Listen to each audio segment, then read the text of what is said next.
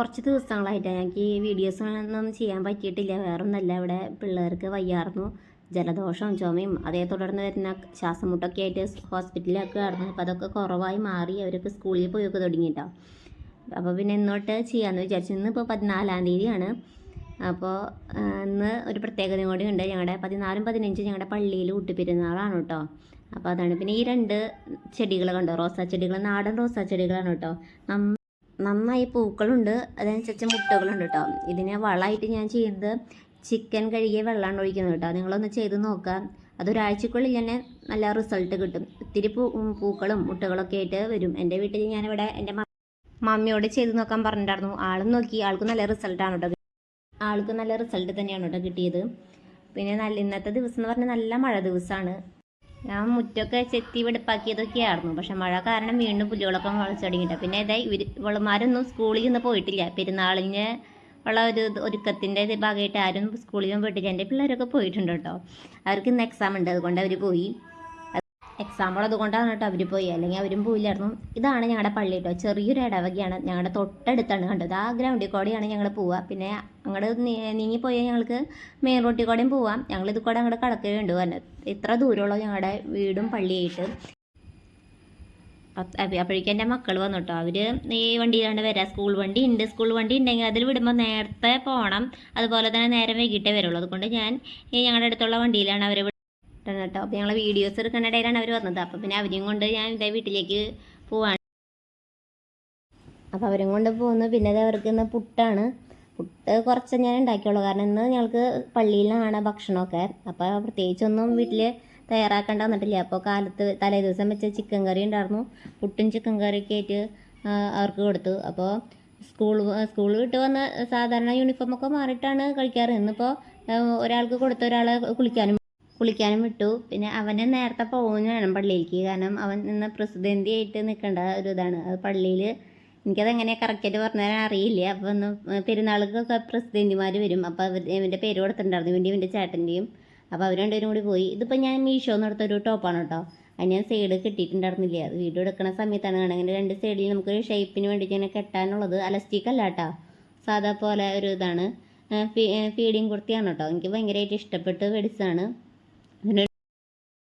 400 something ആണ് കേട്ടോ അതിൻ്റെ രൂപയായിട്ട് വരുന്നത്. എനിക്ക് ഓർമ്മയില്ല. പിന്നെ ഞങ്ങളൊക്കെ പള്ളിയിൽ പോകാൻ വേണ്ടിയിട്ട് ഒരുങ്ങി ആണ് ഞങ്ങൾ പള്ളിയിലേക്ക് പോയിക്കൊണ്ടിരിക്കുകയാണ് കേട്ടോ. ഒരുവിധം ആൾക്കാരൊക്കെ എത്തി തുടങ്ങി പള്ളിയിൽ.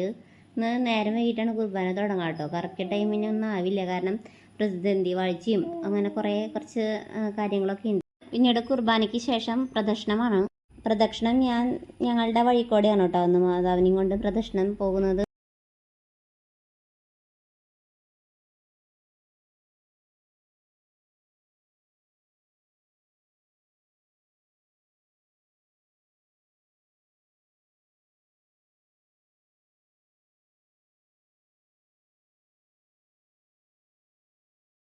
തലേ ദിവസത്തെ പ്രദക്ഷിണത്തിനൊക്കെ ശേഷം ഞങ്ങൾക്ക് അവിടെ നിന്ന് തന്നെ പള്ളിയിൽ നിന്ന് നേർന്നു ഭക്ഷണം കേട്ടോ. ഇടവകയിലെ ആൾക്കാർ മാത്രമേ ഉണ്ടായിരുന്നുള്ളൂ കേട്ടോ. വേറെ നമ്മുടെ ബന്ധുക്കളൊക്കെ പിറ്റേ ദിവസം ആയിരിക്കും വരാം. തലേ ദിവസം വരുന്നവരുണ്ടാവും. അപ്പോൾ എല്ലാവർക്കും അന്ന് പള്ളിയിൽ തന്നെയാണ് ഭക്ഷണം കാര്യങ്ങളൊക്കെ ആയിട്ട്. പിന്നെ അത് കഴിഞ്ഞ് പിന്നെ പിറ്റേ ദിവസത്തേക്കുള്ള വലിയ ഊട്ട്, അത് പിറ്റേ ദിവസമാണ്. അപ്പോൾ അതിനുള്ള കാര്യങ്ങളൊക്കെ കലവറയിലൊക്കെ ഒരുങ്ങി തുടങ്ങിയിട്ടുണ്ട്. അതിന് വേണ്ട അരിച്ചാക്കുകളും പായസത്തിന് വേണ്ട നാളികേരവും പാലുകളും ഒക്കെ റെഡിയാണ് കേട്ടോ. പിന്നെ പിറ്റേ ദിവസം നമുക്ക് പ്രദക്ഷിണമുണ്ട്. അത് ഞങ്ങളുടെ ഭാഗത്തേക്കല്ല, മെയിൻ റോട്ടിൽ കൂടെയാണ്. അപ്പോൾ അതിന് വേണ്ടിയ പൊൻകുരിശൊക്കെ അവിടെ പള്ളിയുടെ ഫ്രണ്ടിൽ വെച്ചിട്ടുണ്ട്. പിന്നെ ഇത് പള്ളിയുടെ എൻട്രിയാണ് കേട്ടോ.